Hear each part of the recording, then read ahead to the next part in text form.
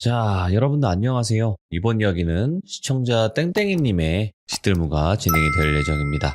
이분의 이야기는요, 어느 노숙인 분의 이야기예요. 정말 특이하죠? 도대체 어떤 이야기일까요? 같이 한번 빠르게 만나보도록 하겠습니다. 여보세요? 오, 땡땡이님. 예, 안녕하세요. 아이고, 반갑습니다. 네, 반갑습니다. 잘 들리시죠? 예, 잘 들립니다. 어이구, 되게 조용하게 얘기하시네요. 밤이 늦었잖아요. 원래 밤에는 스푼 라디오죠, 그죠? 예, 그렇습니다. 네. 알겠습니다. 자, 오늘 땡땡이님께서 해주실 이야기가 좀 특이하긴 해요. 어느 노숙인에 그렇죠. 관련된 이야기라고 하셨는데. 예, 저도 좀 특이한 일이잖아요. 그냥 그렇죠. 일반적으로 겪을 수 없는 일이다 보니까 그거에 대해서 이제 생각을 여러 차례 이제 많이 했는데 풀리지 않는 의문 같은 게 있어요. 그래서 좀 제 얘기 들으시고 또 들으시는 분들 제 생각도 의견도? 좀 저도 들어보고 할 겸 그러면 조금 이제 그 의문점이 좀 풀리지 않을까 해서 한번 신청을 해봤어요. 한마디로 좀 여러 가지 감정이 많이 드는 기묘하면서 미스테리하면서 무섭기도 하고 좀 이런 느낌이네요. 예, 그렇죠. 네, 알겠습니다. 자, 그러면 땡땡이님 바로 어떤 이야기인지 만나보도록 하겠습니다. 렛츠가. 길이십니다. 땡땡이에요.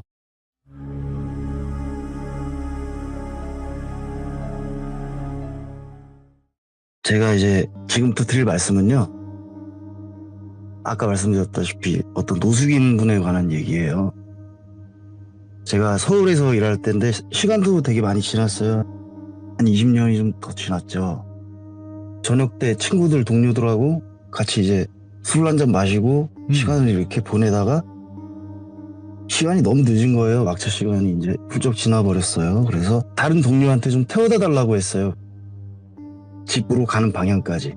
저는 그때 인천에 살고 있어가지고 1호선을 타려면 서울역이 그나마 이제 동선에서 제일 맞는 그런 위치였거든요. 근데 이제 서울역 앞에 공중전화 박스에서 이제 전화 통화를 좀 하고 지인들하고 오늘 뭐 여기서 이렇게 묵게 됐다. 이런 뭐 시시콜콜한 얘기를 좀 하고 목욕탕이 됐든 어디가 됐든 가서 이제 잠을 자고 다음날 이제 인천으로 다시 가려고 하던 참이에요. 근데 조금 내려가다 보니까 PC방이 있어가지고 PC방에서 이제 게임이나 좀 더 하다가 가야겠다 이런 생각으로 이제 PC방을 들어갔는데 지갑을 이제 전화박스 위에다가 올려둔 거죠. 옛날엔 그런 일이 되게 많았거든요. 그렇죠. 예. 그래서 부랴부랴 이제 다시 이제 전화박스 앞으로 갔어요. 근데 주변에 사람이 몇 명 있는데 그 전화박스를 갔는데 지갑이 없더라고요. 그래서 이거 진짜 낭패다 하고 한숨을 푹 쉬고 있는데 옆에서 어떤 분이 이렇게 걸어와요. 안경테는 뭐 이렇게 테이프 같은 거로 붙이고 좀 추레한데 지갑 잃어버렸냐고 물어보더라고요. 그렇다고 했더니 지갑 어떤 거 잊어버렸냐고 되려 물어보시더라고요. 그래서 빨간색 가죽 지갑을 잃어버렸어요. 그랬더니 이거 맞네 그러면서 이렇게 저한테 주시는 거예요. 감사합니다 하고 바로 이제 전 PC방으로 다시 가려고 하는데 그분께서 되게 조곤조곤한 말투로 지갑도 찾아드리고 했는데 소주 한 잔 사 먹게 2,000원만 달라고 하시더라고요. 사례비를. 예, 근데 여름이기는 했는데 또 새벽이니까 좀 춥잖아요. 춥기도 하고 그래서 2,000원만 드리고 오기는 조금 그래서 편의점으로 같이 가시죠. 그래서 이제 편의점에서 컵라면하고 뭐 편육 같은 거 하고 담배 못 피시냐고 물어봐서 술상을 차려드리고 음료수를 저도 옆에서 같이 마시고 있었어요. 근데 오고 가는 대화가 조금 있었는데 말투가 되게 이렇게 교양 있고 엄청 지적이더라고요. 보니까. 그래서 분위기가 그냥 일반 노숙자 분들하고는 좀 다른 그런 느낌이었어요. 취해 계시거나 이런 게 아니었구나. 예, 그런 것도 아니었어요. 근데 뭐 얘기를 이렇게 하다 보니까 자기는 이제 교육자 집안에서 이렇게 컸고 엄마 아버지는 좀 공인중개사를 크게 하셨었다. 그리고 어디 모 대기업에 다니시다가 모 대학교 교직원으로 스카우트 돼서 가서 그쪽에서 일을 하면서 이제 좀 평탄하게 되게 잘 살고 있었던 분 같더라고요. 근데 이제 어느 날 새벽에 일찍 뒷산에 좀 올라가야겠다는 생각이 들었대요. 그래서 그 산을 평소에는 낮에 자주 올라갔었는데 그날따라 이제 새벽 5시 정도에 이렇게 올라가기 시작해서 내려와서 딱 밥을 먹고 출근을 하면 되겠다 싶어서 산에를 올라갔대요. 그래서 이제 정상까지 뚜벅뚜벅 올라가서 이제 뭐 나무들도 보고 기분 좋다 이렇게 올라갔는데 다른 사람들도 있고요. 같이 이렇게 올라가고 했었는데 내려오면서 봤는데 이렇게 터벅터벅 산을 내려오다가 갑자기 버섯들이 하얀 버섯들이 많이 있었대요, 바닥에 올라갈 때는. 예? 근데 어느 순간 그 버섯이 다 빨간색으로 바뀌어 있는 거를 자각하고 이게 뭐야 어떻게 된 거야 하고 봤는데 길이 완전히 그냥 한 뼘 반 정도 되는 좁은 길인데 산등성이를 타고 이렇게 돌면서 올라가는 길 있잖아요. 예. 그런 길이더래요. 거기를 내려가고 있는데 앞에를 보니까 무슨 덤불 같은 걸로 이렇게 다 길이 막혀 있고 앞으로 더는 내려가는 길이 없더래요. 근데 덤불만 있으니까 이렇게 한번 헤집어 봤는데 뒤에 공터가 보이더래요. 덤불 뒤에. 그래서 덤불을 비집고 들어갔는데 공복묘지는 아니고 이렇게 묘지가 이렇게 몇 개 이렇게 있는 거 있잖아요. 네. 묘지가 한 7개, 8개 정도 이렇게 있더래요. 거기를 그냥 지나서 내려가려고 하는데 더 길도 없고 그때부터 조금씩 무서워지더래요. 그래서 안 되겠다 하고 다시 덤불을 이제 반대쪽으로 해서 다시 열고 그 좁은 길을 이렇게 다시 올라가기 시작했대요. 근데 밑으로는 완전히 경사진 내리막이고 위로도 또 마찬가지로 이렇게 산 돌면서 올라가는 길이니까 네. 위로도 마찬가지로 절벽 같은 그런 구조였대요. 거기를 이제 안 무섭다 안 무섭다 하고 올라가는데 어디서 바스락 소리가 나더래요. 옆으로 이제 내리막 쪽으로 얼굴을 싹 돌렸는데 검은색 블라우스에 빨간 치마를 입은 여자가 어머. 얼굴이 너무 하얗더래요. 근데 예. 화분에 넣는 검은 흙 있잖아요. 그런 흙이 얼굴에 잔뜩 묻어있는 상태로 나무 뒤로 한 발 쓱 들어가더래요. 예. 그래서 야 이거 뭘 잘못 봤구나 싶어서 계속 그냥 걸어갔대요. 좀 빠른 걸음으로. 근데 또 반대쪽에서 바스락거려서 봤는데 반대쪽으로 또 이 옆으로 흘려서 보니까 또 그쪽으로 들어가더래요. 그 여자가? 예, 그래서 더 빨리 막 걷고 있는데 갑자기 막 팍 소리가 막 바삭 소리가 나더래요. 그래서 움직임이 있는 쪽으로 눈을 보게 되잖아요, 사람이. 근데 아래쪽 절벽에서 절벽을 타고 옆으로 막 오면서 기는 것도 아니고 걷는 것도 아닌 상태로 막 뛰어오면서 다리를 자꾸 잡아채려고 막 화난 얼굴로 다리를 막 잡아채더래요, 계속. 이 사람이 이제 너무 무서우니까 반대쪽으로 해서 막 뛰어 올라가는데 그때 근데 그 사람이 이런 말을 하더라고요. 아, 귀신이 사람을 죽일 땐 꼭 이렇게 죽이는가 보다 싶더래요. 예. 그렇게 막 뛰어 올라가다가 다리를 헛디딘 거예요. 그래가지고 산 밑으로 굴렀대요. 어머. 막 굴러 떨어져가지고 정신을 차렸는데 이제 민가 같은데 이제 공장 부지 같은데 이제 떨어졌대요. 네. 펜스 안쪽으로. 그래서 이제 거기서 차로 갈 수는 없고 하니까 그 공장에 가가지고 전화를 해가지고 병원을 갔대요. 119 불러서 바로 병원으로 갔는데 이빨도 깨져 있고 눈두덩이고 뭐 어깨고 뭐 몸을 많이 다쳤대요. 그래서 네. 하루 정도 이제 입원을 좀 해가지고 쉬고 집으로 돌아왔는데 그날부터 그 여자가 계속 보이더래요. 뭐 어떤 날은 자고 있는데 네가 이렇게 잘 살아? 이러면서 자꾸 몸을 칼로 써는 신용을 자꾸 하더래요. 어머. 발밑에서부터 계속. 그리고 어느 날은 빗길에서 운전을 하고 있는데 터널 앞에 바위에 비가 그렇게 오는데 검은 브라우스에 굵은 치마를 입고 서 있더래요. 바위 위에 가만히 서 있더래요. 그래서 야 이건 앞을 봐야 되겠다 하고 앞을 봤는데 옆에 계속 있으니까 지나가는 동선으로 이렇게 보다가 앞차를 그냥 박아버려가지고 그 뒤로도 계속 안 좋은 일이 엄청 많이 생겼다고 하더라고요. 죽이려고 하네 진짜. 계속 안 좋은 일이 계속 생기더래요. 그래서 뭐 집에서만 자면 자꾸 나타나고 정신병원에 이 사람이 입원을 했다 그러더라고요. 그래서 입원을 해가지고 복도를 이렇게 걸으면서 운동을 하고 있는데 문 앞에서 이게 문이 이렇게 열려 있잖아요. 방마다 낮에는. 문에서 어떤 여자가 머리를 옆으로 쓱 내미는데 바닥을 보니까 검은 물이 머리에서 막 떨어지고 있더래요. 그래서 저게 뭔가 싶어가지고 여기 왜 이러지 하고 봤는데 그 여자가 나온 데를 봤는데 열린 문이 아니고 문을 열어놓은 뒤쪽인 거예요. 벽이죠, 벽. 네. 그런 얘기들을 막 해주면서 계속 나타난대요. 예. 끊임없이 계속 나타나가지고 네가 이렇게 잘 살면 어떡하냐 하면서 계속 나타나서 술을 자꾸 마시다 보니까 가정도 잃고 이 사람 계속 밖으로 떠돌면서 이렇게 살게 됐다고 하더라고요. 아 그래서 노숙인이 되셨구나. 근데 이제 그 다음부터가 저는 진짜 무서웠는데요. 예. 이 사람이 어떤 말을 했냐면 저한테 예. 제가 이제 그 사람이라고 생각하고 말을 해볼게요. 너무 조곤조곤한 말투로 그렇게 막 지적인 교회 오빠 같은 그런 억양으로 네. 욕을 이제 하면서 어설픈 욕을 막 하는 거예요. 막 그렇게 욕을 하면서 아니 그렇게 뭐 죽을만 하니까 죽은 거지. 그렇게 죽은 애들이 살아있는 사람 탓하고 이러면 되겠습니까? 아니 자기 잘못한 건 생각을 안 하고 이제 와서 나한테 자꾸 그렇게 하면 저는 어떡합니까? 저한테 이제 그렇게 얘기를 계속 하더라고요. 예. 하면서 그 와중에 갑자기 이런 말 하면 좀 그런데. 예.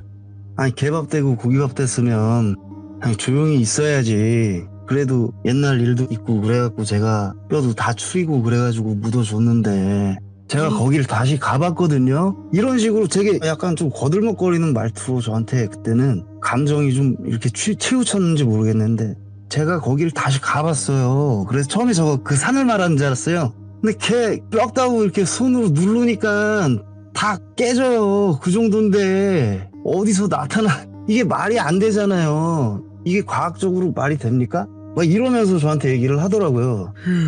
그래서 저는 불쾌하더라고요. 뭐 이런 또라이가 다 있어. 장난이라도 심했지 이건. 야, 역시 이런 데 있을 만한 이유가 다 있구나. 예. 그렇게 생각하고 제가 이제 전 이제 가봐야 될 것 같아요. 그 제가 얘기를 들은 게 한 3-4시간 가까이를 들었어요. 와.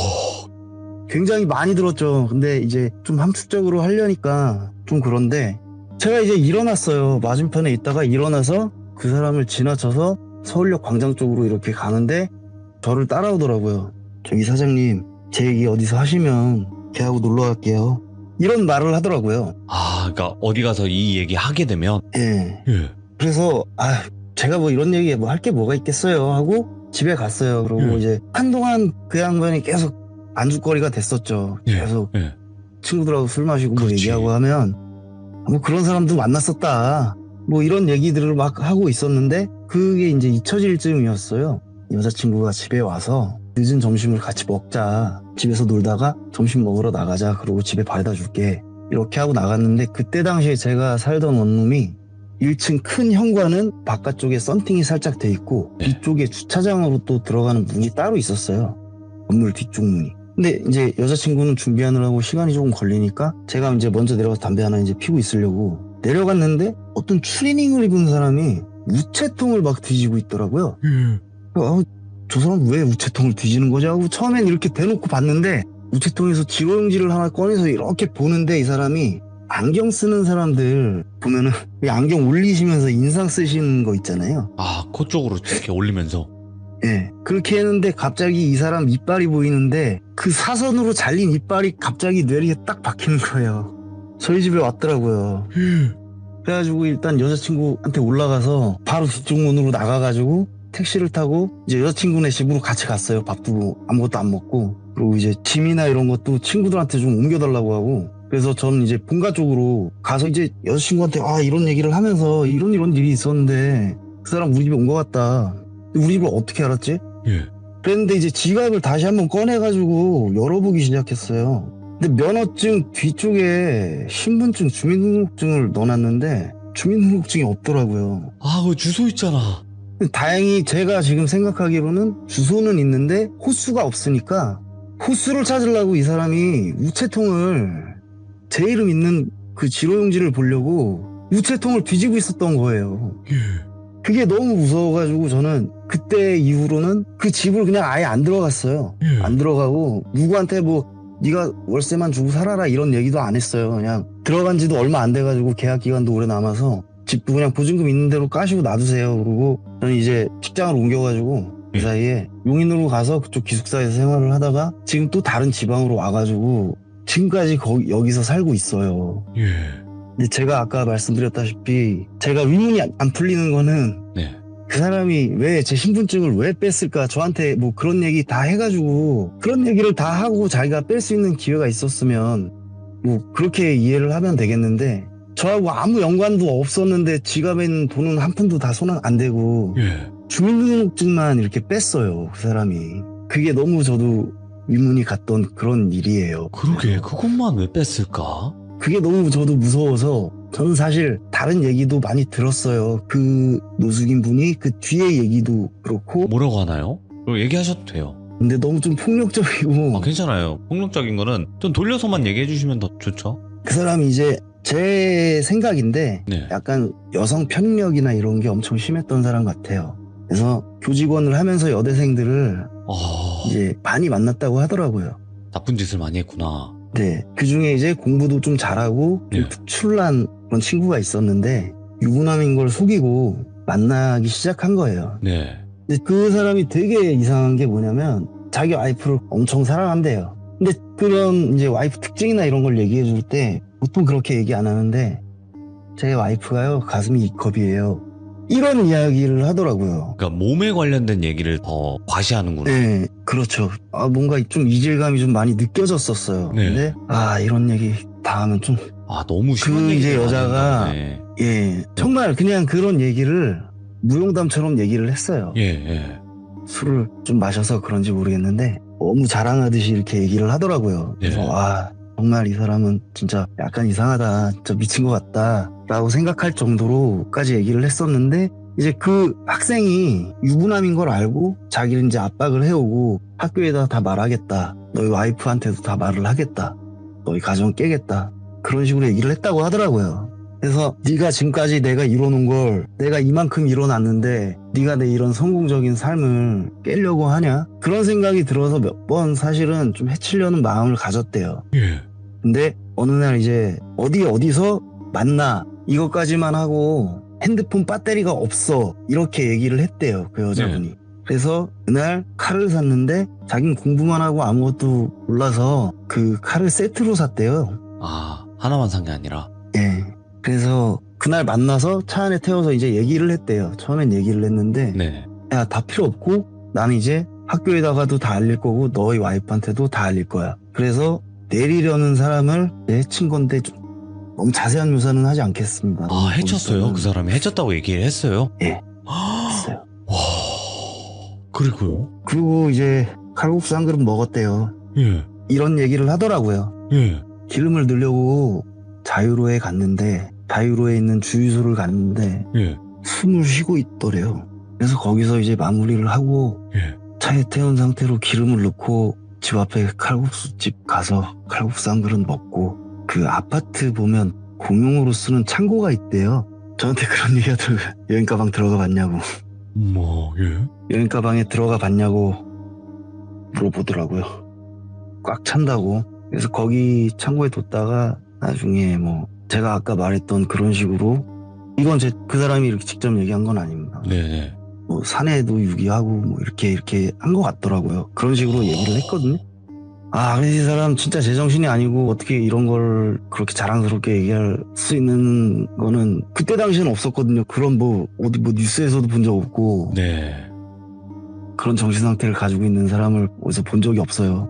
근데 그런 사람이 그런 얘기를 저한테 했던 사람이 저희 집 앞에 와서 우체통을 뒤지고 있는 걸 보니까 무섭지. 예, 너무 무섭더라고요. 그러니까 한마디로 이거네요. 지금 그 노숙인 분이랑 편의점에 앉아서 얘기를 막 나눴는데 처음에는 그냥 내가 어쩌다가 이렇게 됐다라는 걸 말을 해주다가 결국에는 나중에 이런 얘기를 한 거 아니에요. 처음에는 이제 그냥 귀신 보는 얘기 이런 거 해주다가 점점 감정이 좀 복받치는 것처럼 하면서 이 말도 과격해지고 그 여자분을 탓하는 그냥 자기는 죄책감 이런 거 없는데 그냥 솔직히 막말로 죽을만 하니까 죽은 거 아니냐 이런 식으로 얘기를 하더라고요. 그때 당시에 그랬던 기억이 있어요. 그러니까 이게 지금 이제 이야기하시면서도 좀 많이 떨리셨을 거예요. 그죠? 제가 얘기를 두 번에 좀 나눠서 썼는데 괜찮아요. 이게 또 긴장될 수 있어요. 하지만 저는 이렇게 생각해요. 지금 땡땡이님께서 말씀해 주신 게 결국에는 그 노숙인 분이 얘기를 한 게 진짜일지 가짜일지 몰라요. 그렇죠. 정확히 알 수 있는 부분은 없어요. 지금 제가 저도 사람을 좀 해했거든요. 이러면 그걸 믿는 사람 반, 안 믿는 사람 반 이렇게 넘어갈 거예요, 아마도. 근데 그렇죠. 그 얘기 자체가 기괴하면서 디테일하잖아요. 그런 것도 있었는데 집에 찾아온 거 자체가 저한테는 제일 무서운 일이었죠. 그 전까지는 제가 별로 그렇게 무섭다 이런 생각을 안 했었어요. 그렇지. 예. 얼굴도 잊어버렸었으니까. 근데 사선으로 이빨이 앞니 두 개가 사선으로 이렇게 깨지진 않잖아요, 잘. 그렇죠. 쉽지 근데 않지. 그게 너무 특이했었거든요. 근데 제가 그 이빨을 보는 순간 그냥 완전히 등에 완전히 소름이 막 돋고 그냥 그러더라고요. 여기 있으면 진짜 잘못되겠다 싶은 생각이 너무 많이 들어가지고 그때 당시엔 이런 거 얘기할 것도 아니고 어디 있는지도 모르는 사람이고 얘기했다가 또 진짜 주소까지 아는데 잘못될 것 같다는 생각도 들고. 근데 들으면서도 왜 이렇게 소름이 끼치냐면요. 내가 이렇게 얘기해도 어차피 이게 진짜인지 아닌지는 모를 거 아니에요. 그러니까 그렇죠. 진짜였어도 얘기해도 뭔가 내 자랑은 되잖아요. 그 사람의 입장에선. 그렇죠. 그러니까 대부분의 사람들은 이렇게 얘기하면 에이 뭐야 뭐 정신이 좀 이상한 사람이네 이렇게 생각을 하니까. 근데 그렇게 사람을 해하는 사람들이 정신이 제정신이냐고요 애초에.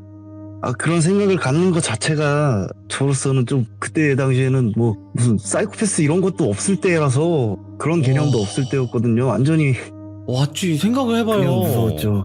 여러분들 생각을 해보면 아니 멀쩡한 사람이 그런 행동을 하겠냐고요. 와 그런 어느 노숙인의 이야기를 들었구나. 그것도 직접. 예. 그래요. 일단은 땡땡이님 오늘 이야기를 해주셨으니까 이제 다른 분들의 의견도 들을 거예요. 뭐 어떤 분들은 그냥 정신이 좀 이상한 사람이다 라고 얘기할 수도 있고 아니다 그러기엔 너무 디테일하다 이렇게 아마 여러 가지 의견들이 나뉠 거예요. 근데 도대체 왜 그 여자 귀신이랑 찾아간다라고 얘기를 했으며 그리고 직접 찾아왔잖아요. 예. 그러니까 왜 찾아왔을까? 진짜 해하려고 찾아왔을까? 그것도 저는 궁금하네. 그 여자애랑 놀러 갈게요 뭐 이렇게 얘기한 게 네. 그런 거에 대해서는 그냥 아직도 이렇게 좀 보고 있지 않나. 네. 그냥 그런 생각을 좀 했었고요. 제가 도저히 안 풀리는 건 뭐 신분증이죠. 그렇죠. 그거 왜 가져갔을까? 네. 처음부터. 저한테 애초에 그런 얘기를 하려고 하지도 않았을 거고 저하고 그런 자리가 뭐 이렇게 이어질 거라는 생각도 안 했을 텐데 제가 그냥 2,000원만 드리고 그냥 갔을 수도 있고 한 10,000원, 20,000원 이렇게 드리고 갔을 수도 있는데 그 신분증을 도대체 왜 뺐을까? 지금은 그렇죠. 그냥 네. 차라리 지갑을 가져가고 말지. 네. 왜 그렇게까지 했을까? 그러게 나름이다. 뭐 이유는 알 수 없지만 그 신분증을 어떻게 이용을 하려고 했었을지는 정확히는 모르겠지만 어쨌든 찾아왔다라는 것도 중요한 거고. 네.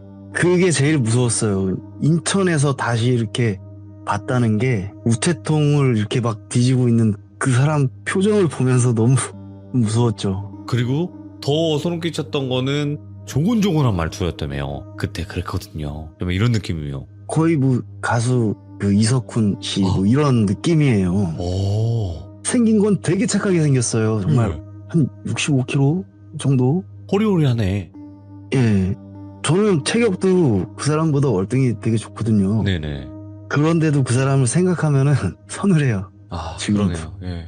자, 오늘 땡땡이님께서 그 당시 기억을 생각을 하시면서 정말 아직까지도 섬뜩한 그런 기억이 남아 있으실 텐데 그래도 많이 떨리는 그 와중에도 이야기 정말 잘 전달해 주셔서 감사드리고 또 이 네. 이야기는 올라가고 난 뒤에 많은 분들이 또 댓글을 남기실 것 같습니다. 너무너무 감사드리고 땡땡이님 네. 고맙습니다.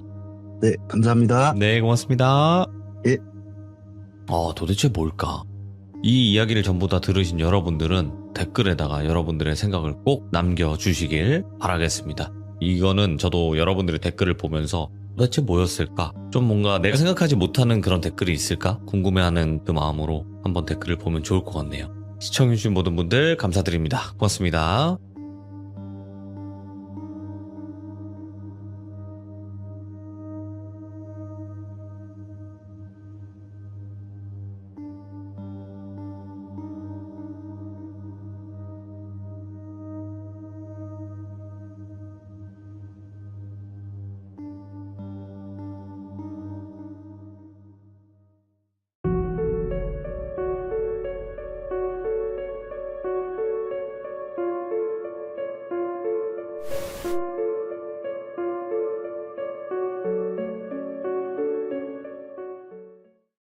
자, 여러분들 안녕하십니까. 바로 또 시들무에 전설이 하나 있으시죠. 바로 전설의 배송맨님께서 이야기를 들려주실 겁니다.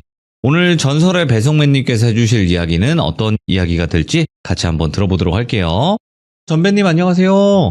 너무 오랜만이네요. 아이고, 또 그동안 또 시간이 이렇게 흘렀네요. 보니까. 골비님 목소리 들으니까 너무 기분이 좋습니다. 우리 또 전설의 배송맨님께서 오늘 찾아와 주셔서 감사합니다. 너무너무 감사합니다. 네. 자, 일단은 전배님께서 시들무에서 이야기를 굉장히 많이 해주셨고, 다양한 직업 괴담도 들려주셨었는데, 오늘 해주실 이야기는 어떤 이야기일까요? 오늘 해드릴 이야기는 살짝 변하고 좀 던져보려고 합니다. 오, 변하고, 예? 네, 이야기 앞서서 오늘은 제 이야기를 듣는 제 지인이 한 명이 더 늘어서 두 분이시고요. 오, 예. 한 분은 언제나처럼 저희 무당 이모님이시고 다른 한 명은 지난 나이트 시점 때 나왔던 그 똘비 영화에 있는 친구. 예. 그 친구 휴대폰으로 제가 구독을 누르고 튀어왔기 때문에 예. 지금 어. 듣고 있습니다. 이렇게 지금 전설의 배송맨님께서 하신 이 발언이 굉장히 저는 너무나 좋다고 느끼는 게 강제 그 몰래 구독이라는 게 있어요. 잠깐만 그렇죠. 핸드폰 좀 빌려줘봐. 아 잠깐만 나 사진 좀 볼게 하면서 빠르게 돌비 공포라디 검색해서 구독을 눌러놓는 거죠. 10초도 안 걸립니다. 예, 그러니까 많은 귀족님들이 좀 이런 방법을 사용했으면 좋겠다라는 걸 다시 한 번 더 전달해 드리고 싶네요. 귀족님들 네. 그리고 구독자님들 10초도 안 걸리니까 주변 가족 핸드폰 쓱 쓸어가지고 구독, 좋아요, 알림 설정까지 부탁드립니다. 그 도둑 구독이라고 예 그렇게 해주시면 좋을 것 같습니다. 자 그러면 도대체 어떤 이야기길래 오늘 또 이렇게 시들무에 방문을 해주셨는지는 들어보도록 하겠습니다. 렛츠가 이십니다. 전배요.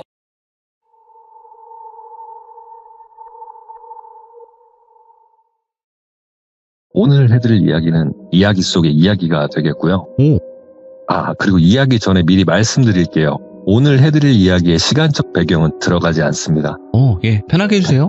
네, 대략 언제쯤이라고 얘기할 테고, 왜냐하면 저에게 이 이야기를 해준 돌비라는 친구가 요거를 좀 강력하게 얘기를 했기 때문에 이렇게 얘기하는 점 양해 부탁드립니다. 저랑 영환이 있는 돌비라는 친구가 같이 일을 하고 있을 때 예. 근처 가게에서 일하던 형이 결혼을 한다고 해서 마침 그 형에게도 제가 약속을 했던 게 있어요. 형님 결혼하시면 제가 축가 꼭 불러드리겠습니다. 무료로. 그날은 결국 제가 무료로 축가를 부르게 됐고요. 오. 축가를 진행을 하고 이제 하객 자리에 앉는 곳을 와서 돌비 옆에 앉아서 결혼식을 구경을 하고 있었어요. 그때가 여름이었는데 보통 결혼식장 같은 경우에는 에어컨이 빵빵하잖아요. 그런데 이상하게 에어컨을 아무리 시원하게 튼다 한들 보통 결혼식장에서 그렇게 차디찬 느낌을 받을 수가 없는데 하객석에 앉자마자 저는 돌비한테 이렇게 얘기해요. 야 여기 웨딩홀이냐 시베리아냐 왜 이렇게 춥냐. 근데 그 얘기를 들은 돌비가 하는 말이 그럴 수 있어 이렇게 얘기하더라고요. 보통 사람 대 사람의 대화를 따져봤을 때 야 왜 이렇게 춥냐. 그래 춥다. 아니 안 추운데? 이렇게 얘기할 텐데 돌비는 다짜고짜 그럴 수 있어 라고 얘기를 하더라고요.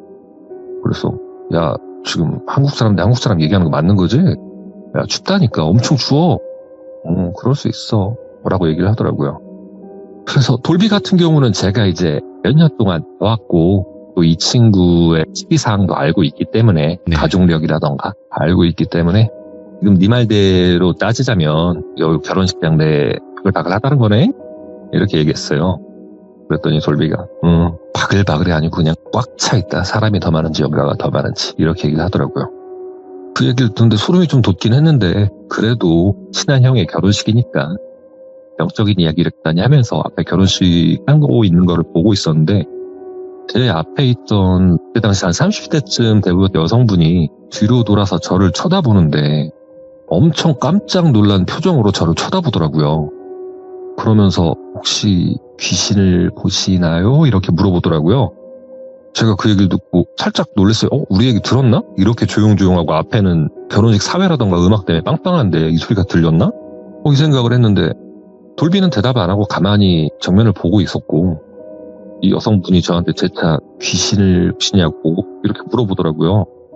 제가 얼떨결에 저도 모르게 아니요 저는 못 봐요 이렇게 얘기했는데 옆에서 그 얘기를 들은 돌비가 아이고 이러는 거예요. 그러더니 봐요. 저도 보고 이 친구도 봐요. 잘 봐요 아주. 이렇게 약간 좀 귀찮은 듯한 이런 투로 얘기를 하더라고요. 그러면서 일어나더니 홀 쪽으로 나가버리는 거예요. 그래갖고 저는 야 똘비야 어디 가냐? 이러고 똘비 쫓아서 이제 홀 쪽으로 나갔어요.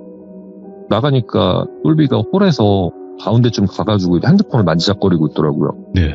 그래갖고 제가 야 똘비 왜 그래 갑자기 얘기했는데 아니다 가자 담배야 이러더라고요.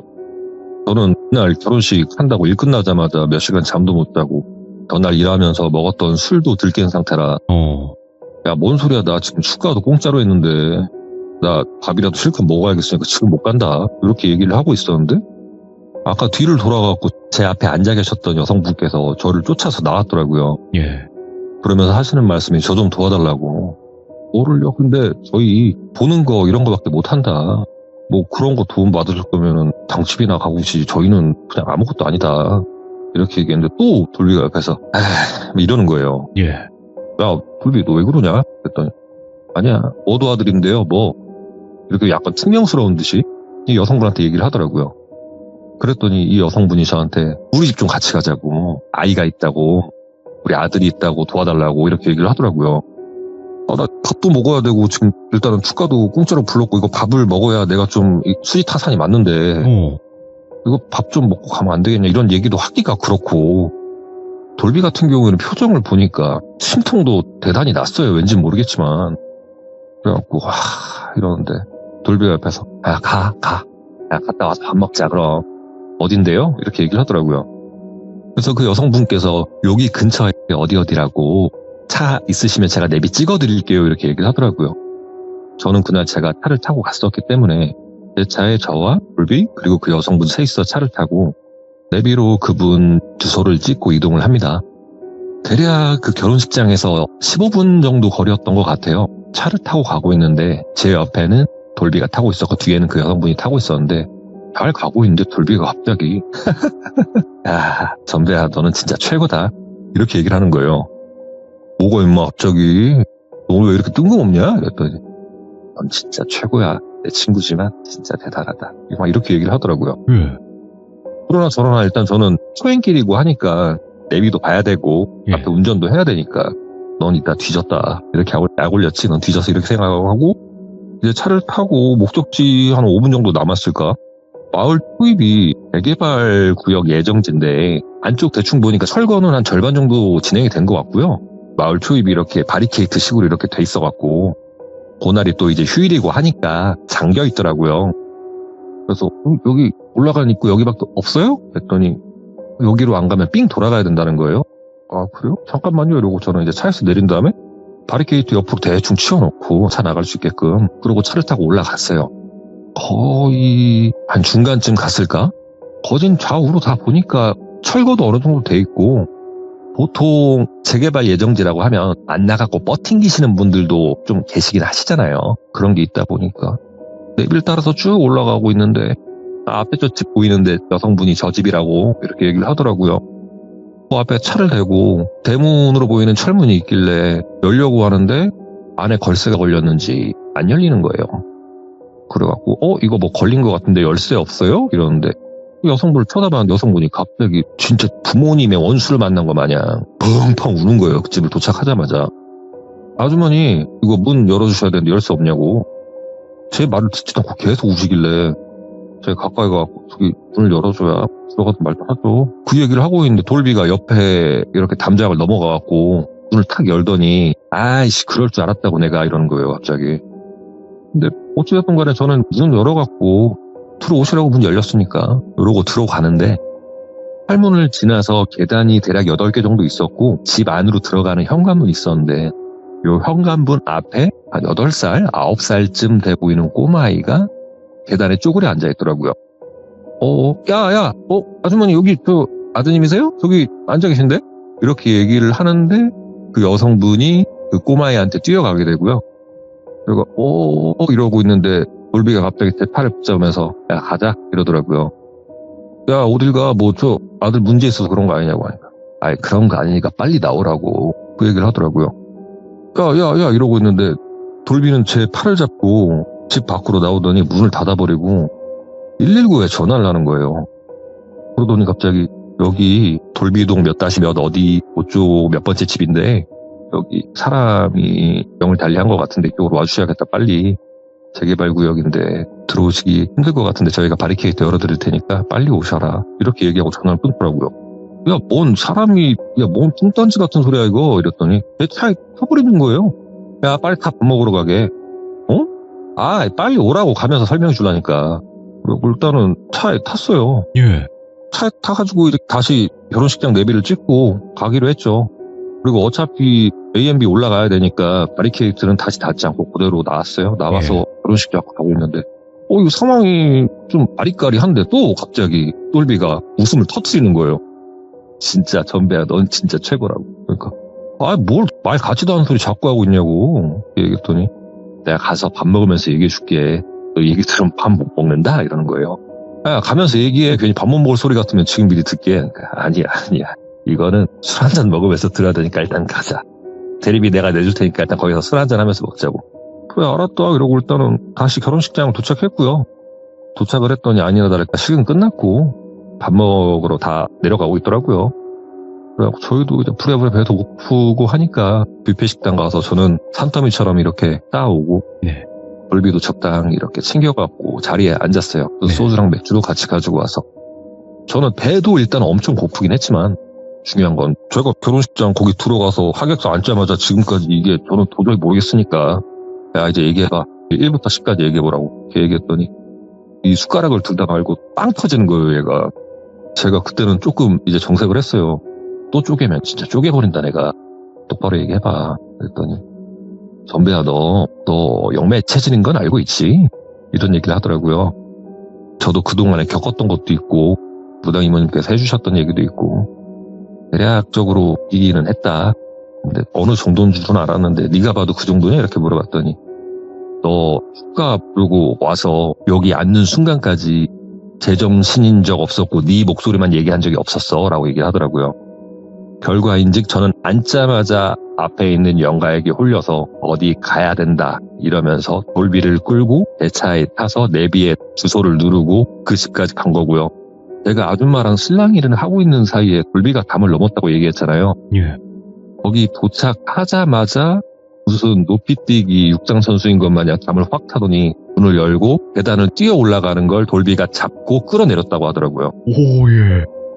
그러고 긴급히 돌비 같은 경우에는 아무래도 영안이 깊이 있다 보니까 사태 파악을 빨리 하고, 일단은 안에 분명히 어린 아이가 명을 달리해 있는 걸 알고 있기 때문에 119에 신고를 했던 거고요. 그러고 저희는 다시 제 정신이 어느 정도 차렸다고 느껴질 때쯤이 돼서 운전하고 다시 결혼식장 가자, 밥 먹자라고 얘기를 해서 저를 다시 결혼식장으로 데려왔던 거예요. 그러면서 돌비가 얘기해주는 게, 너 귀신 중에 어떻게 죽은 귀신이 제일 주변 영가 잘 끌어들일 것 같냐. 그래서 저는 크게 그때 당시는 들은 게 없으니까 수살기? 몰라? 이렇게 얘기했더니, 아사로 죽은 아이 영가가 주변 영가 끌어들이는데 최고봉이라는 거예요. 배고프니까. 네, 보통 연매라고 하죠. 세탁이를 네. 만드는 방법 중에도 보면 목안에다 아이를 가둬놓고 쫄쫄 굶긴 다음에 네, 맞죠. 배고픔의 극이 달해서 손이 나왔을 때 그 손을 잘라버리면 이게 연매를 만드는 보통 방법 중에 하나인데, 네. 집안에 갇혀서 먹지도 못하고 쫄쫄 굶어 죽던 아이가 죽었는데 만약에 그 당시에 제가 영가에게 홀려서 그 문을 열었다면 필시 죽었을 것이다. 예. 그 얘기를 해주면서 내가 왜 아사한 영가, 어린 영가와 재개발 구역을 싫어하는지 알려줄게 라고 얘기하면서 이 돌비의 이야기가 시작이 돼요. 아, 더 과거로 가는군요. 네. 네. 돌비가 교복을 입는 학생일 때, 네. 여름 방학 때였습니다. 서울 어디에 작은 마을이 있던 곳이었고 그 마을들이 하나하나 철거되면서 재개발 지역으로 변경이 되고 아파트가 올라가는 시기였어요. 예. 그 시기에 돌비 동네에는 진짜 천하의 악당인 또리형이라는 사람이 있었는데, 네. 이 또리형이라는 사람이 어땠냐면 그때 당시 20대 초반 정도 됐었는데 어렸을 때부터 소년원, 소년교도소 그리고 교도소를 왔다 갔다 하면서 흔히 말하는 사람만 안 죽였지 나쁜 짓은 다 하고 다니는, 네. 오죽하면 이 똘비의 세대, 똘비 부모님의 세대까지 이 또리형이라는 사람을 모르는 사람은 단 한 명도 없을 정도로 그렇게 악 중에 악이었다고 하는데, 보통 그때 당시 유행했던 게 오락실에서 펌프라던가 아니면 철권이라던가, 그리고 그때 당시에는 코인 노래방이 없었으니까 오락실 안에 노래방도 있고 해서 네. 학생 애들이 자그마한 일탈을 할 수 있던 곳이 오락실밖에 없었는데, 요 오락실을 와서도 애들 돈을 삥 뜯는다던가 폭력을 행사한다던가 그럴 정도로 별의별 치졸한 짓, 이런 나쁜 짓을 다 하고 있는 사람이었어요. 네. 돌비도 그때 당시가 이제 여름방학이다 보니까 친구들이랑 놀고 하다가 오락실을 가서 오락을 하고 있었는데, 그날 갑자기 이 또리 형이라는 사람이 오락실에 들어오게 되고요. 오락실은 또리 형이라는 사람이 들어왔기 때문에 전반적으로 모두 긴장을 하고 안테나를 바짝 세우고 저 사람이 혹시 나한테 오는 건 아닌가 이렇게 촉각을 곤두세우고 있었는데 또리 형이라는 사람이 여기저기 쳐다보더니 갑자기 똘비한테 오더래요. 야, 똘비는 또리 형이 자리 부르는 건 아닐까. 아, 또 내 지갑을 털러 왔구나. 이렇게 생각을 했는데 똘비가 그때 당시 키가 남들보다 크다 보니까 그나마 거기에서 제일 형이라고 생각을 했었나 봐요. 오락실에 있던 사람 중에. 야, 너 이따가 저녁에 뭐 하냐? 그러니까 똘비가 여기가 몇 시예요? 한 10시쯤 돼서 뭐 할 거야? 자야죠. 집에 가서 자야죠. 너 그러지 말고 이따가 저녁에 나랑 같이 용돈이나 좀 벌러 가자. 돌비는 이 얘기를 듣고 이 사람이 어떤 사람인지는 어렸을 때부터 알고 있으니까 예. 안 간다고 했대요. 싫다고. 그렇게 얘기했더니 바로 날라왔던 게 엄청난 파워의 꿀밤이었답니다. 이래도 안 가냐? 아, 형, 저 안 가요. 형 또 이상한 짓 하려는 거잖아요.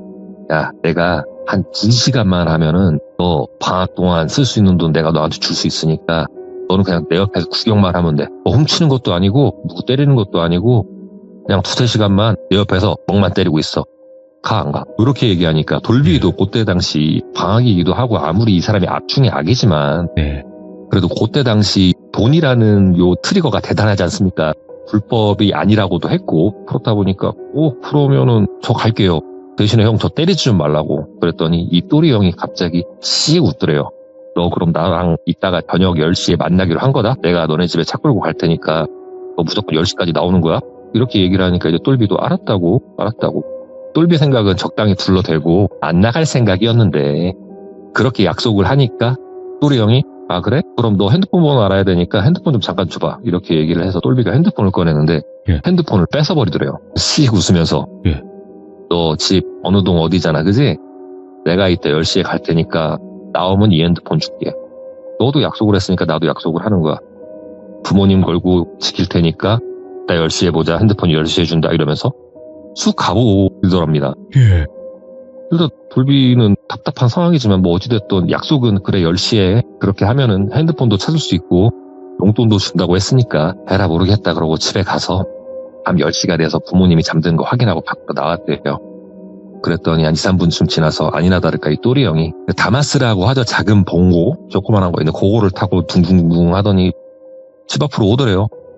그리고 차를 세우고 내리더니 똘비 핸드폰을 주면서 거봐 너도 약속 지킨 거 나도 약속 지키지? 이러면 피 볼 일 없는 거야. 일단 약속을 했으니까 가자 내가 좋은 데로 모실게. 이렇게 얘기를 했다고 하더라고요.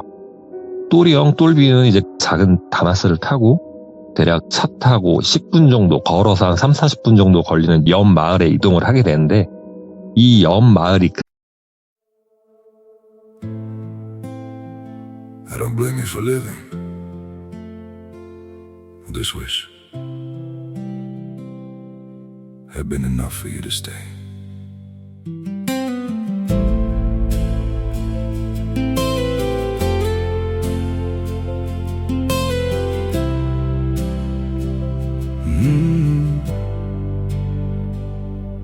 I saw it coming in the way you changed, in the silence between your words. Every I'm fine felt heavier than truth, like something breaking unheard. I tried to fix what I didn't understand, held on tighter as you slipped away. But love can't grow where it's already gone. 그때 당시 재개발을 한다고 그 마을에 있는 사람들이 싹 다 나온 상태였고 철거만 기다리고 있는 상태였대요. 여기서 뭘 하느냐. 그 동네가 얘기를 들어보니까 나름 조금 살았던 동네라고 하더라고요. 그때 당시에는. 그러다 보니까 집집마다 뭐 에어컨 같은 거 다 있고 아무리 짐을 빼서 나간다 한들 가전제품 같은 거 굴러다니는 거 있을 건 뻔하니까 에어컨 호수가 구리로 돼 있어서 요걸 모아서 팔아도 돈이 좀 된다고 하더라고요. 집집마다 집수도 뭐 30-40채 정도 가뿐히 뛰어넘으니까 요런 거랑 가전제품을 다마스에 실을 거다. 사람도 없고 어차피 버리고 간 거니까 쓰레기 철거하는 거 우리가 도와주는 거니까 불법은 아니지 않냐 이러면서 자기 입맛대로만 맞는 그런 이론을 내세우더래요. 그리고 어차피 똘비가 들어가는 것도 아니고 똘비는 또리 형이 들어가면은 차 옆에서 멍만 보다가 던져주는 물건을 차 안에 넣고 정리만 해주면 되는 거니까 그런 식으로 일을 하기로 시작을 하고 마을 입구에 들어가서 첫 번째 집에 도착을 했대요. 아니나 다를까 또리 형은 시동을 끄고 내리더니 손전등이랑 뭐 벤치라던가 이런 거를 들고 안을 들어가더니 한 10분쯤 돼 뚝딱뚝딱 소리가 나더니 뭐를 이렇게 한 움큼 들고 와서 야 이거 차에다 실으면서 획 던지더래요. 그런 식으로 한 4집 5집을 갔나? 꼭대기집 거의 다 왔을 때쯤 네. 돌비 눈에 보였던 건 한 집 앞에 무수히 많은 영가가 그 집을 쳐다보면서 모여있는 모습을 확인을 했대요. 근데 이게 진행상 분명히 또리 형은 이 집을 털고 나면 그 다음 집이 저 영가들이 모여있는 집일 텐데 자기가 봐도 아니더래요. 저 집을 가면 필시 무슨 일이 일어날 것 같다라는 생각이 들어서 이거 안 되는데 저 집은 안 되는데 나는 집에 안 들어간다 한들 또리 형 들어가면 큰일 날 것 같은데 라는 생각을 했는데 그런 걱정이 무색하리만큼 그 집 앞에 도착을 해서 차를 세우더랍니다. 돌비도 요건 진짜 아닌 것 같아서 얘기를 했대요. 형 여기 이 집은 들어가도 뭐 없을 것 같던데요? 이렇게 얘기를 했더니 또리 형이 야 임마 원래 이런 집이 가지고 나올 거 더 많은 거야 노다지인 거야 기다려봐 하더니 쑥 들어가더랍니다. 돌비는 일단에 주변에 무수히 많은 영가들이 그대로 멈춘 채로 그 집을 바라보고 있는 것 자체도 좀 웃기기도 했었고요. 일단은 보통 영가들이 그 한 군데 모여서 한쪽을 응시한다는 것 자체가 좋은 건 아니라고 본인도 판단이 됐기 때문에 차에서도 멀리 떨어져서 이 또리 형이 어떻게든 빨리 나오는 거를 기다리고 있었는데 또리 형이 들어간 지 한 10분 정도 됐는데 갑자기 집 안에서 우당탕탕 쿵탕 하는 소리가 들리더래요. 그래갖고 뭐야 갑자기 뭐야 이랬는데 또리 형이 갑자기 들고 있던 손전등 그리고 공구들은 다 내팽개 친 채로 전력 질주로 소리를 지르면서 도망을 나오더래요. 집에서. 우와 하면서 도망 나오더니 차랑 똘비를 푸시한 채로 마을 바깥쪽으로 전속력으로 질주를 하더라는 거예요. 그리고 대략 한 2, 3초쯤 지났을까? 집 안에서 사람 한 명이 뛰어내려오는데 나오는 순간 똘비가 알겠더래요. 아 사람이 아니구나. 검은 눈동자로 가득 찬 할아버지 영가가 몽둥이를 들고 전력 질주로 또리 형을 쫓아가고 있더라는 거예요. 아니 보통 쫓아내던가 홀리면 홀리는데 이거는 무슨 상황이 저렇게 쫓아간다고? 그리고 똘비도 이런 상황이다 보니까 차고 뭐고 싹 버리고 똘비 핸드폰만 챙겨서 걸어서 본인 집으로 가고 잠을 잤대요.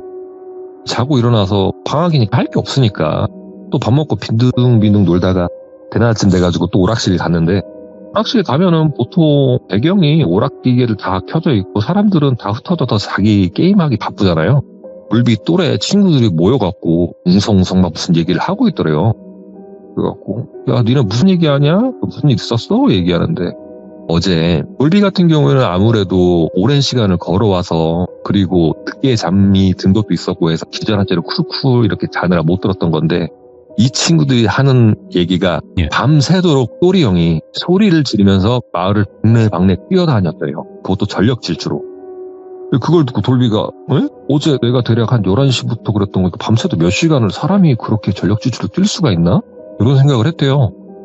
그래가지고 일단은 그렇구나라고 얘기를 하고 돌비는 찜찜하잖아요. 집은 안 들어갔지만 돌비 같은 경우에도 같이 그 곳을 갔었고 그렇다 보니까 일단은 집에 왔는데 그런다고 이 얘기를 부모님이나 혹은 부업을 하시는 이모님이나 사촌 누나에게는 얘기하기가 좀 힘들더래요. 그래서 뭐 그 사람은 벌 받은 거고 나만 아니면 됐지 몰라 이러고 그냥 없던 일로 생각을 하자고 이렇게 자기 마음속으로 다짐을 하고 그러고 한 2, 3일 정도 지났답니다. 그러고 나서 이제는 어른들도 다 알게 되는 거예요. 왜냐하면 이 또리 형이 낮에는 없어요. 마을 어디에서도 찾을 수 없는데 해만 딱 떨어지면은 미친놈처럼 전력 질주로 그 마을을 쏘다니면서 소리를 그렇게 지르더랍니다. 그때쯤 되니까 마을에서도 약간 뜨거운 감자가 되어버린 거예요. 이 또리 형이라는 사람이. 그렇게 나쁜 짓을 하고 다니더니 드디어 정신병이 걸렸나. 마을을 저렇게 밤새도록 미친 듯이 돌아다니나. 그렇게 어른들 입에서도 오르내릴 때쯤 그리고 그런 일이 있는지 대략 한 일주일이 됐을 때쯤 똘비가 자다가 꿈을 꾸게 되는데 본인이 꿈속에서 그 마을 그 영가들이 모여있는 집 앞에 서 있더래요. 그래서 돌비는 이게 어제 꿈인가? 내가 왜 여기 있지? 여기 무서운 데인데 하면서 그곳을 벗어나려고 하는데 집 안에서 또리 형이 우와 소리를 지르면서 뛰어나오는데 이 또리 형의 눈이 마치 그 전에 봤었던 할아버지처럼 검은 자가 눈 안을 뒤덮인 상태로 돼 있더래요.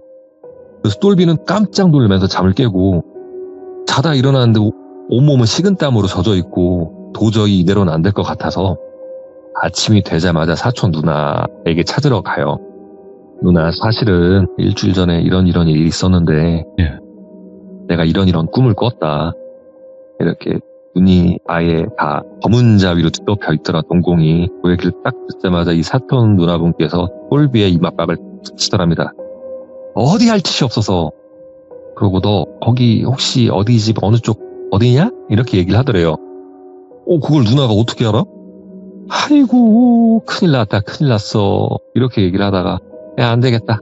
너 나와. 이렇게 얘기하고 사촌 누나의 차를 타고 그 집을 가게 됐는데, 그 집을 도착해서 차에서 내리자마자 돌비는 정확히 알 수 있었던 게, 그 집안에 밤에는 어두우니까 못 봤다고 생각을 할 수가 있는데, 낮인데도 불구하고 그 집은요, 영가들이 바글바글 꽉꽉 차 있는 수준이 아니라, 예. 예를 들어 그림을 그려볼게요. 스케치로 집을. 그러면 그 스케치 바깥으로 물감이 번지듯이 영가들이 득실득실 하더래요. 그래서 그걸 보자마자 돌비는 얼어버리고, 예. 사촌 누나도 이걸 보더니, 와, 나 못해. 어쩐지 올 때 그렇게 헛구역질을 하더니, 나 못해 이러면서, 야, 빨리 차에 타 이러더니 그 동네로 휙 떠나버리더랍니다. 집에 돌아와서 사촌 누나가 돌비한테 하는 말이, 야, 큰일 났다. 어떡하냐? 이렇게 얘기를 하는데, 돌비 같은 경우에는 누나 그래도 또리 형 뭐 어떻게 살풀이라도 해줘야 되는 거 아니냐고 이렇게 얘기를 했는데, 야, 신감을 됐어도 진작에 됐어. 걔는 인생 끝났고 안신어른이 있어도 저 집은 못 허문다고. 저 재개발이고 그러고, 저 집 아파트 들어오면 우리 집도 땅값 오른다고 했는데, 망했어. 몰라, 나 안 해. 이렇게 얘기를 하고 지지를 쳤답니다. 예. 근데 그런 일 있었으면 당연히 돌비의 이모님, 실제로 부업을 오래 하셨던 이분 귀에도 들어갔지만, 그분께서도 얘기하는 게 난 못해 라고 얘기를 했고요. 실제적으로 그 집이 왜 그렇게 영가들이 득실득실 하게 됐냐. 예. 앞선 이야기와 마찬가지예요. 그 안에서 아이가 아사로 명을 달리해서 그 시체를 처리하지 못해서 그 안에서 영가가 쌓이고 쌓여. 그리고 돌비가 처음 봤던 날 그 많은 영가들이 그 집을 바라보고 있었다고 했잖아요. 예. 사촌 누나가 이렇게 얘기하더래요. 걔네 번호표 뽑고 있는 거야. 그 안에 들어가려고. 그렇게 해서 이렇게 모여서 보고 있었다고 하더라고요. 그러고 나서 돌비가 그 다음 후일을 얘기를 해주는데, 예. 실제로 건설사들이 그 집을 허물려고 했지만 잦은 사고와 문제가 심하게 발생이 돼서 어떻게 아름하여 부업을 하시는 분들 다수를 데리고 갔었는데, 부업을 하시는 분들이 거기를 가서 뭔가를 하시는 도중 피를 토한다던가 혼절을 하신다던가 도망가신다던가 이런 게 생기고요. 예. 이런 일이 굉장히 빈번했지만 어떻게 나중에 얘기를 들어보니까 진짜 고명하고 유명하신 분들 엄청 많이 오셔서 겨우겨우 거기를 밀고 아파트가 지금은 그곳에 자리를 하고 있다고 하더라고요. 예. 그런 얘기를 저한테 해줬던 게 있어서 저는 이 얘기를 듣고, 와, 진짜, 아니, 무당들이 수십 명이 가는데도 그렇게 나자빠지고 난리가 나면은 말이 되나 싶어갖고, 이모님이랑 자리할 일이 생겨서 그때 들었던 얘기를 제가 이모님한테 해드렸어요. 이모, 내가 이런 이야기를 들었는데, 실제로 이렇게 하면 죽고도 해요? 이렇게 얘기를 했는데, 이모님께서 하시는 말씀이 반전이었던 게, 이모님의 친어머님께서 일을 가시고 난 뒤 며칠이 안 되셔서 명을 달리하셨대요. 그 정도로 그때 당시 엄청나게 우리나라에서 유명하신 안신분들, 이런 분들이 거기 전부 가르쳤었고, 예. 그때 당시 굉장히 많은 분들이 다치시거나 명을 달리하셨다고 하더라고요. 예. 이런 이야기를 들은 게 있어서 제가 가지고 와봤고요. 예. 이야기는 이렇게 끝났는데, 네. 제가 2주간에 조금 많은 일이 있었어요, 돌비님. 이모님께서 이제는 조금 인정하고 살라고 하셨고, 네. 다시 저도 뭔가가 보이게 돼서 예전처럼은 아니지만 영안이 열리게 되더라고요. 이게 뭐 때문인지는 모르겠지만. 그럴 수 있죠. 왜냐면 잠깐 쉬어가는 때였을 수도 있으니까요. 네. 그렇다 보니까 요 2주간에 어떻게 얘기해보면 이야기거리가 또 생기기도 했었지만, 잠깐은 좀 힘들었지만 지금은 그래도 많이 내려놨습니다. 많이 내려놨고 어느 정도 인정은 하고 살아야겠다는 생각을 해서 그렇게 살아가고 있습니다. 자, 오늘 전설의 배성맨님께서 이렇게 또 이야기를 들려주셨고, 이게 또 굉장히 듣기 어려운 이야기였다고 저는 생각을 하거든요. 저도 이 얘기를 처음 들었을 때는 그럴 수가 있나라는 생각을 했는데 예. 결과적으로 나중에 무당 이모님이랑 커피를 마시면서 들었던 얘기를 다시 한번 되새기면서 오늘 이 이야기를 준비하면서 이런 일을 하시면서 정말 목숨을 잃는 무당분들도 많이 계시는구나라고 생각을 하게 됐습니다. 알겠습니다. 오늘 이야기 끝까지 잘 들려주셔서 다시 한번 감사드리고 항상 좋은 일만 가득하셨으면 좋겠지만 힘드셔도 잘 이겨내실 거라고 저는 분명히 생각을 합니다. 그러려니 해보겠습니다. 감사합니다. 고맙습니다. 예, 감사합니다. 네. 자, 전설의 배성맨님께서 말씀하신 그 곳, 바로 무당들이 특히나 그냥 일반 무당도 아니고 만신들까지 죽어나갔었던 그 곳이 예전에 있었다고는 하는데 지금도 제가 봤을 땐 그 정도 터라면 그 터는 뭐 되살린다거나 그러기는 좀 불가능할 것 같기도 하거든요. 와, 또 그런 곳이 있었다라는 거를 오늘 시들물을 통해서 또 알 수 있었던 계기가 되지 않았나 싶습니다. 시청해주신 모든 분들 감사드립니다. 고맙습니다.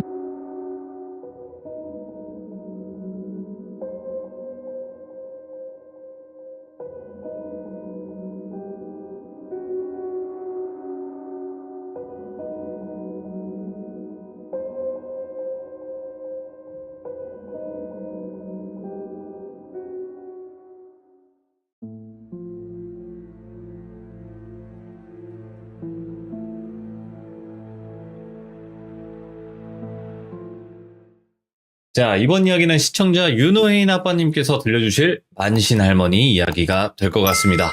바로 한번 우리 윤호혜인 아빠님의 만신 할머니 이야기 만나보도록 하겠습니다. 여보세요? 아이고, 아빠님 안녕하세요.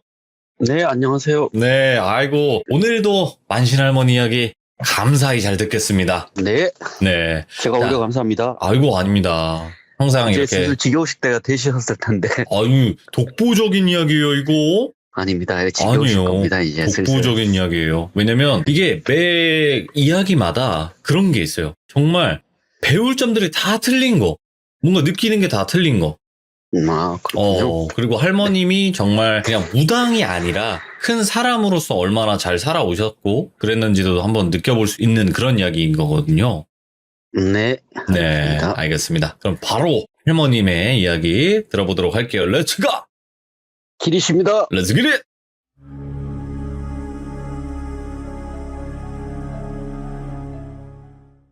오늘 해드릴 이야기는 지난주에 했던 이야기랑 같은 날 들었기 때문에 내용이 비슷합니다. 오늘 이야기도 업을 지는 이야기 중에 하나가 되겠습니다. 그 첫 번째 이야기가 끝난 다음에 또 제가 다른 질문을 드려서 할머니한테 간단한 질문이었고 사람들이 많이 궁금해하는 질문이었어요. 보통 사람들이. 예. 제가 할머니에게 할머니 영안이라고 그러는데 그게 대체 뭐예요? 이렇게 물어보니까 할머니는 그 질문에 오히려 반문을 하시더라고요. 영안? 그게 뭐고? 이렇게 말씀하시더라고요. 제가 할머니 그거 요즘 사람들은 귀신 보는 눈을 영안이라고 해요. 그러니까 할머니가 그 질문에 이렇게 또 대답을 해주시더라고요. 영안이라는 게 귀신을 보는 눈이라 하면 세상 모든 사람들이 영안을 다 갖고 있는 기라. 이렇게 말씀하시는 거. 예. 내 얘기 안 해줬더라 예전에. 사람이 살면서 귀신을 다 보고 산대. 단지 그게 귀신인지 사람들이 모르는 것뿐이라. 그냥 모르고 지나치기도 하고 큰 관심을 안 가지니까 지가 귀신을 본 줄 모르는 기라. 꾸준히 귀신을 보는 거를 영안이라 하면 그거를 영안이라 그러면 와 귀신을 보는지 알 수가 없는 기라. 그냥 그렇게 태어났고 귀신을 보는 게지 뭔 이유가 있노 그게. 아무도 모르는 기라. 그게 조상의 업으로 보기도 하고 집안에 신줄이 있어서 그럴 수도 있는 기라. 이유는 수도 없이 많대. 갖다 붙이기 나름인 기라. 그런데 간혹 이런 경우가 있대. 안 보이던 사람도 죽다가 살아나면 보이기도 하는 기라. 죽다 살아난 사람들은 잠깐 저승에 발을 붙인 기라. 저승을 훔쳐보는 거라 생각하면 된대. 후유증 같은 기라. 예. 와 사람이 크게 다치고 나면 몸을 제대로 못 쓴다 아이가. 그게 영적으로도 충격을 받으면 제대로 못 쓰는 거하고 비슷한 기라. 그래서 제가 할머니한테, 할머니 요즘 사람들은 그거를 뭐 주파수니 뭐 파동이 맞아서 그런다 이래 말하던데요. 그러니까 할머니가 귀신이 자꾸 주파수를 맞춘다 파동을 맞춘다 하는데 그게 뭔 말이고, 주파수니 파동이니 그냥 지들 입맛에 맞춰가지고 갖다 붙인 기지 뭔 귀신 신하라 까먹는 소리고, 그냥 보일 사람한테는 보이는 기라. 내사 그렇게 어려운 말은 모르고 영안이라 하는 게 보이는 기라. 거기에 무슨 주파수가 어떻네 하는 소리가 나오노. 가끔 원한이 너무 큰 귀신이나 힘센 귀신들은 그냥 보이기도 하는 게라. 이유 같은 건 없대. 무슨 이유가 필요하노 귀신을 보는데. 그런 귀신들은 그냥 아는 기라. 지금 제 앞에 있는 사람이 지 힘으로 내가 모습을 숨겨도 볼 수 있는 사람인지 아닌지, 그리고 지보다 약하다 싶으면 그때 지 힘을 드러내는 기라. 내가 생각할 때 그렇게 얘기하는 영안이라 하는 거는 크게 보면 귀신을 보는 것도, 냄새를 맡는 것도, 기운을 느끼는 것도, 소리를 듣는 것도 다 영안인 기라. 어찌됐거나 눈으로 보는 거나 느끼거나 소리를 듣는 것도 다 귀신을 느끼는 거 아이가? 극하면 그게 다 영안이지. 단지 눈으로 못 보는 것 뿐이지. 근데 그게 진짜 영안이라 하면, 내 생각에는 진짜 영안이라 그러면 내는 귀신의 본 모습을 정확히 볼 수 있냐 없냐를 영안이라 하지 싶다. 귀신 중에는 지 모습을 감추는 놈들이 있다 안 했나? 신인 척하는 놈도 있고 겨우 잡기 주제에 큰 힘을 가진 악기처럼 행세하는 놈도 있대. 그런 거를 볼 줄 아는 게 영안인 게라. 그저 잠깐 귀신을 본다고 다 영안이라 하면 천지빛깔인 게라. 그런 거는 그 영의 본 모습을 아는 게 영안인 게라. 그러니까 신 내림할 때 신이라고 아무거나 내려주니까 엉망이 되는 게라. 이렇게 말씀하시더라고요. 예. 영안에 대해서. 그래서 제가 또 다음 질문을 드렸어요. 할머니 아까 얘기할 때 업을 진다는 느낌이 정확히 어떤 거예요? 이렇게 물어보니까 할머니가 업을 진다는 게 이해하기가 어렵대. 말로는 표현을 못하고 그냥 장사치 같은 기라. 와 있나 사람이 값을 주고 물건을 사는 것 마냥 원한을 대신 사는 기라. 그 영혼이 들고 있는 원한 같은 거를 물건같이 대신 값을 치르고 받아가는 기지. 그 값을 치르고 그걸 저승에 파는 기라. 이런 원과 한을 가지고 있어서 저승에 편히 못 가니까 제가 대신 값을 치르니까 편하게 갈 수 있게 도와달라고 내 신령님이 대신 그 원과 한을 짊어지는 기라. 훌훌 가볍게 떠날 수 있게. 그래가 내가 전국을 다니기도 하고 정말 큰 업을 가진 사람들이 가끔은 찾아오기도 하니라. 내가 이 일을 하면서 어르신이 대신 짊어진 집 업은 나도 보인다. 전부 내가 어르신을 모시고 사는 동안 내가 넘겨받은 업은 보이는 기라. 내 업은 인연이 닿는 누군가가 후에 풀어주겠지. 이렇게 하면서 내 사는 기라. 그리고 또 질문 또 하나 더 드려서 할머니 그러면 신명을 알아보는 건 어떻게 알아보는 거예요? 그러니까 높은 신명만 알아보시는 거예요. 그러니까 쓸데없는 소리 하지 말래. 높고 낮은 신명이 어딨노? 다 같은 신인 게라. 신이 같은 거지 다른 거는 그릇인 게라. 사람이 다른 게라. 무슨 신명을 모시고 가는 거는 중요하지 않대. 중요한 건 그 신명과 함께 어떻게 살았고 얼마나 가깝게 신명을 모시느냐에 따라서 다른 기라. 생각해보래. 아한테 칼을 쥐어주고 싸우라 하는 게 무섭나? 평생 칼을 쥐고 살아온 장군이랑 싸우는 게 무섭나? 그 차이인 기라. 예. 신명을 모시고 옳게 살아온 사람들이면 그 신명의 기운이 강하게 느껴지는 기라. 신명하고 같은 느낌이라. 내가 모시는 어르신이 싸움을 하는 신이 아닌 기라. 그저 넋을 달래고 풀어주고 어플 짊어지는 어르신이기에 분명하게 보시는 제자는 그냥 절로 고개를 숙이시는 기라. 그냥 그저 내 어르신 신명을 아시는 기라. 저 어르신이 짊어진 수많은 원과 한을 짊어지는 그 고달품을 잘 알기에 고개를 숙이시는 기지 내 신명이 세다고 고개 숙이시는 게 아닌 기라. 내가 젊었을 적에는 저 어르신이 저 무게를 내비친 적이 없으시대. 한 번도. 내가 70이 넘어서고서야 저 어르신이 무게를 내비치신 거지. 어디 함부로 그렇게 내놓으시겠노. 웬만한 제자는 그 기운만 느껴도 기겁을 할 낀데. 그러니까 내가 그렇게 남의 신당을 뒤집어 놔도 아무 말도 못하는 기라. 그놈들이. 내가 신명이 모시니 신명이 온화하고 그러신 분 같지? 아이디. 화가 나면 감당을 못한대. 저분이 화가 나시는 이유 중에 가장 큰 이유가 바로 원을 가진 귀신을 함부로 대하면 그리 화를 내시는 기라. 풀어져 올려 보내줘야 될 영을 지가 원하는 대로 이리저리 이용해 먹는 놈들 보면 저분이 화를 내시는 기라. 그 화를 내시면서 짊어진 무게를 상대가 보니까 당연히 꼬꾸라질 수밖에 없는 게라. 그러면 할머니가 짊어진 업 이야기 하나 더 해주세요 하니까 할머니가 이 이야기를 들려주세요. 그러니까 그게 내가 저 어르신이 짊어진 업 중에 하나를 해결하고 한 10년쯤 됐을 게라. 지나고 나서 그때는 내가 아까 이야기한 이야기에서 신의 업을 대신 짊어진다는 게 어떤 건지 어렴풋이 이해는 하던 때였는데, 한 번은 내가 지방에 일을 마치고 돌아오는데 마을 회관 앞에 못 보던 차가 한 대 보이는 기라. 근데 내가 차를 몰라도 언뜻 봐도 좋아 보이는 기라. 이 동네에 저런 차가 있을 이유가 없는데 누구 차고, 이렇게 하면서 집에 들어왔대. 근데 집에 손님이 와 계시는 기라. 근데 그 손님을 보니까 허연 백발의 할머니 한 분인 기라. 그 옆에는 40대쯤으로 되어보는 남자분이 계시고, 내도 그때는 나이를 먹을 만큼 먹었는데 그 어르신은 내보다 더 한참은 높은 연배 어르신같이 보였대.